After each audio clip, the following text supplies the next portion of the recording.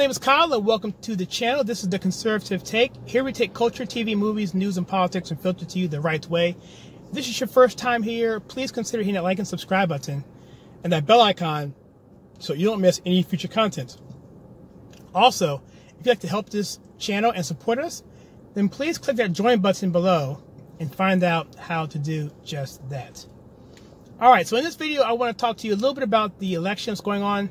I understand that the canvassers in Michigan just went on to approve certification, and I'm here to tell you why that does not really matter, why it's important for certification for us to slow it down, but the main reason for that is because of the electors and slowing it down so that the state cannot appoint electors. But putting that aside, the key issue to understand is that at the end of the day, it's going to come down to election fraud on the legal side and also the state legislation side in terms of getting them to come on board with what's happening. Now, let's just talk about the two states really in question right now, Pennsylvania and Michigan.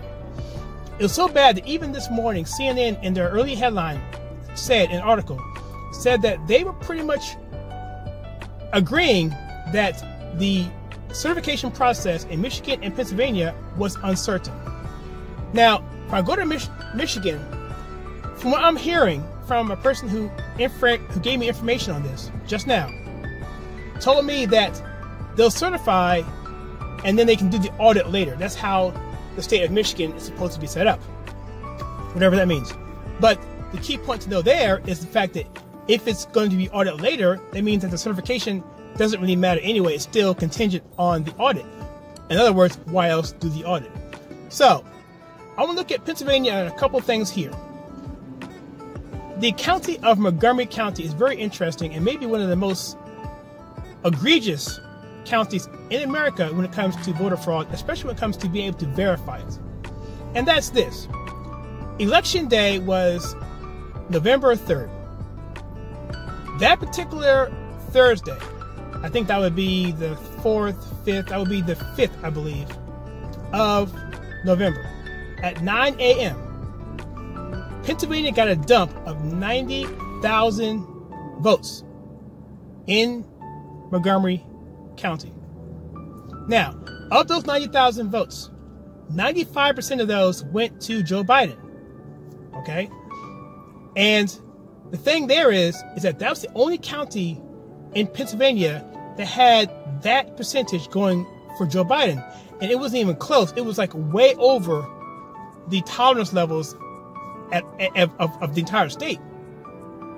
Not only that, the third party candidate, the Libertarian, got an exorbitant amount of votes as well in Montgomery County, higher than any other county in Pennsylvania, making Montgomery County the most libertarian county in Pennsylvania, which it is not. And so here's the clinker here. Okay, you could probably toss this aside as whatever. That's no big deal. It's just an anomaly. You know, well, and by the way, these votes that came in on Thursday at 9 a.m., it's been certified. This is a uncontested fact. Everyone agrees with this, even the New York Times. Get this, that when you compare the data between the Board of Elections for Pennsylvania and that county and the New York Times data, there essentially is a missing 81,000 votes. So what happened was this, was that when Thursday hit, 90,000 votes dropped. You would expect the overall total for Pennsylvania to go up, you guessed it, 90,000. But it didn't. It only went up 9,000. And that right there is a very, very huge red flag. There's an article by revolver.news. That's right. Yep, revolver.news. They go through various scenarios here. And all those scenarios, they come up with only one viable explanation. And that's there had to be fraud. There's no other way. Look at Wayne County in Pennsylvania. We had the two GOP canvassers who basically took back their certification because they felt, or they attested to via affidavits, that their families and their lives were being threatened. That also should be taken into consideration as well. And one thing the Supreme Court has upheld since 1875, there's a case, I'll put it in the link below, I don't have it memorized, but essentially it says that fraud is everything when it comes to documents and official things like this, votes, whatever it is. I would imagine, I'll put the verbiage here below, that fraud supersedes everything. And if there's fraud involved, everything else is invalidated. And so, I'm not a lawyer, but I would think that that also includes the certification. And we also have to understand that Alan Dershowitz, who's a Democrat, who is an attorney, who's a scholar, well-respected, he said that Giuliani's attempt or his case in PA is going to work at the Supreme Court level, especially when you have Justice Alito say that you cannot take ballots after 8 p.m. in Pennsylvania on election night and put them in the main total. Anything that comes after 8 p.m. on 11/3 must be segregated. That did not happen, and this is an unambiguous request and ruling by the Supreme Court. So that alone would disavow every vote that happened after 11 o'clock. I'm sorry, after 8 o'clock on the 3rd. And get this, once Pennsylvania rules in the way of that ruling, it's going to flow to Michigan, to Georgia, because they're nothing more than clones of the same thing. And there's other things going on too, but these are the key points here. And remember, Montgomery County is irrefutable in the data. And so, no matter what happens with Michigan, what happens with Pennsylvania, fraud cannot be included when it comes to certification of votes or any document or anything legal tender. And I'll put that court case in the comments below, and it's from 1875, and it's been upheld many times as well.